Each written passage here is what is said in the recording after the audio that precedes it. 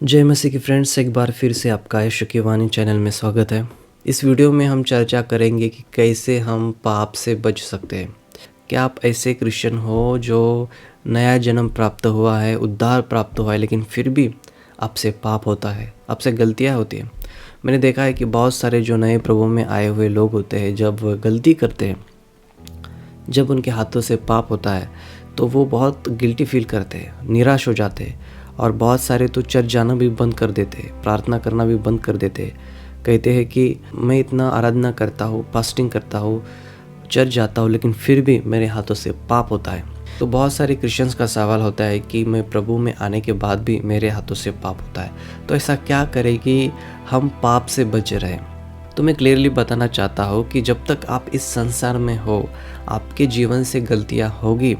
देखो, आपका उद्धार हुआ है, आपका नया जन्म हुआ है, लेकिन फिर भी आपके हाथों से गलतियाँ होगी। इसलिए इस चीज़ को एक्सेप्ट करो कि आपके हाथों से पाप होगा। जब आप इस चीज़ को एक्सेप्ट करते हो तो जब भी आपसे गलतियाँ होती है तो आप निराश नहीं होते, आप प्रभु का मार्ग नहीं छोड़ते। तो पाप होने के बहुत सारे कारण हैं। एक तो हमारा शरीर, हमारे नेचर में ही पाप है, हमारे स्वभाव में ही पाप है।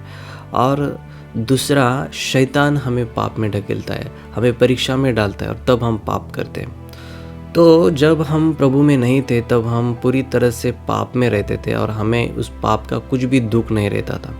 तो सवाल ये आता है कि प्रभु में आने के बाद भी अगर हमारे हाथों से पाप होता है तो हमारे जीवन में बदलाव किस चीज़ का हुआ है। तो देखो, जब हम प्रभु में नहीं थे तो हम पाप जो करते थे ना, उस समय में हमें पाप करने के बाद कुछ भी फील नहीं होता था, कुछ भी गलत नहीं लगता था, दुख नहीं होता था, गिल्टी फील नहीं होता था।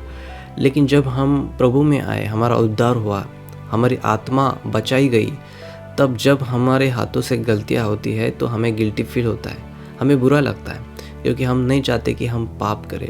आपका उद्धार तो हुआ है, लेकिन पाप के परिणाम से, यानी जो पाप का परिणाम नरक है, उससे आपका उद्धार हुआ है, पाप से आपका उद्धार हुआ नहीं है। जब तक आप इस संसार में हो, आपके स्वभाव में, आपके नेचर में, आपके शरीर में पाप रहेगा। तो दो तरीके से हम पाप करते हैं। एक तो हमारे शरीर में, हमारे अंदर ही वो स्वभाव है पाप करने का, और दूसरा शैतान हमें पाप में ढकेलता है, हमें प्रलोभन में डालता है और तब हम पाप करते हैं। तो जैसे कि हम समझते हैं कि हमारी आत्मा का उद्धार हुआ है, हमारी आत्मा बचाई गई है पाप के परिणाम से, लेकिन हमारा शरीर वैसे का वैसे पुराना ही है। शरीर कहने का मतलब है हमारा स्वभाव, हमारा नेचर, शारीरिक नेचर। तो उद्धार होने के बाद हमारी आत्मा तो बचाई गई है, नई हो चुकी है, लेकिन हमारा शरीर वही पुराना है, वही पुराना स्वभाव है हमारे अंदर, वही पुरानी डिज़ायर्स है पाप करने की। तो जब हम नया जन्म प्राप्त किए हैं, हमारे अंदर परमेश्वर की आत्मा है।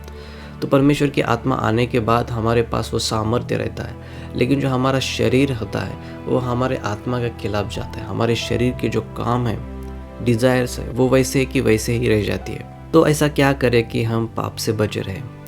तो मुझे सबसे पहले तो मुझे लगता है कि एक विश्वासी पाप में बार बार तब गिरता है जब वह प्रार्थना करना बंद कर देता है, यानी उसका प्रार्थना का जीवन पूरी तरह से बंद हो जाता है। इसलिए अगर आपको पाप से बचना है तो सबसे पहले तो आपको एक प्रार्थना का जीवन स्थापित करना होगा। क्योंकि जितना मैंने अनुभव लिया है, जब एक विश्वासी अपने प्रार्थना जीवन से गिर जाता है, उसका प्रार्थना जीवन बंद हो जाता है या फिर कम हो जाता है, तो उसके पाप करने के चांसेस ज़्यादा होते हैं।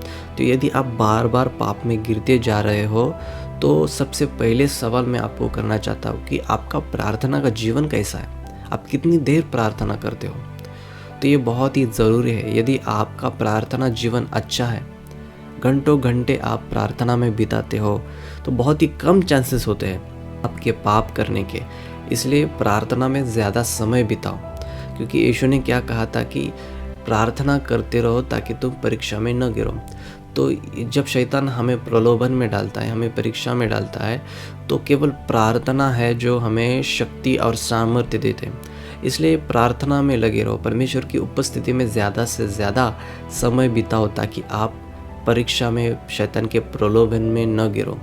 तो ये बात परमेश्वर को भी पता है कि उद्धार होने के बाद भी हम कमज़ोर पड़ जाएंगे, हमारे हाथों से पाप होगा। इसलिए उसने बाइबल में बहुत सारी वचनों को ऑलरेडी लिख के रखा है कि हमें पाप से कैसे बचना है। तो उस वचनों को हम देखेंगे, तो गौर से इस वचनों को सुनिए।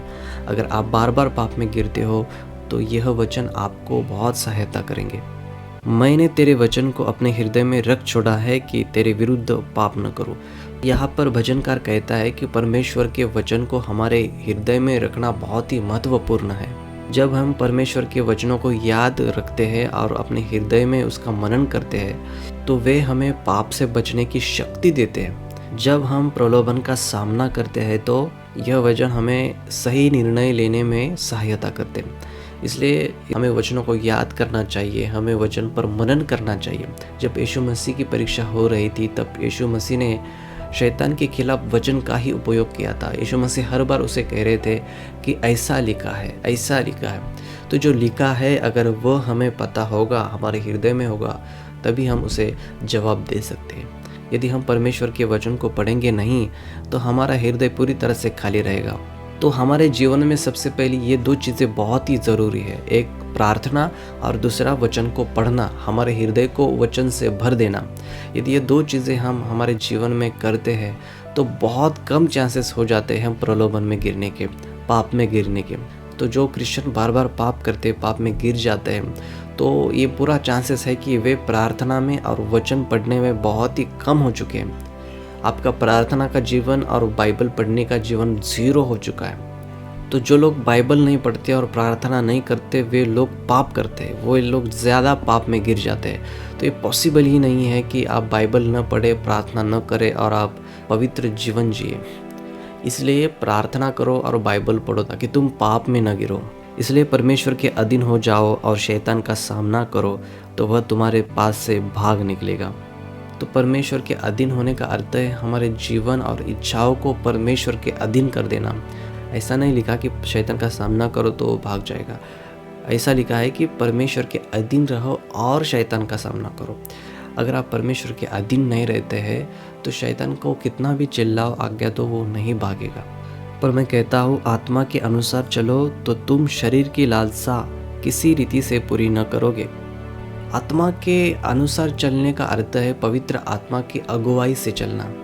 तो आत्मा की अगुवाई से चलना यानी इसका अर्थ है कि प्रार्थना करना, बाइबल पढ़ना और आत्मा की अगुवाई का पालन करना। जब भी हम आत्मा की अगुवाई से चलते हैं तो हमारे भीतर का जो पापी स्वभाव है, क्रोध, व्यभिचार, लोभ, लालच, इसका प्रभाव जो है वो कम हो जाता है क्योंकि हमारा ध्यान परमेश्वर की इच्छा पर है। इसलिए वचन कहता है कि आत्मा की अगुवाई से चलो, आत्मा से प्रेरित होकर चलो। तो हमें पवित्र आत्मा के पूरी तरह से अधीन होना है, पवित्र आत्मा में चलना है, प्रार्थना आत्मा में करना है, हमें बाइबल भी आत्मा में पढ़ना है। परमेश्वर के सारे हथियार बांध लो कि तुम शैतान की युक्तियों के सामने खड़े रह सको। तो वचन कहता है कि परमेश्वर के सारे हथियार बांध लो।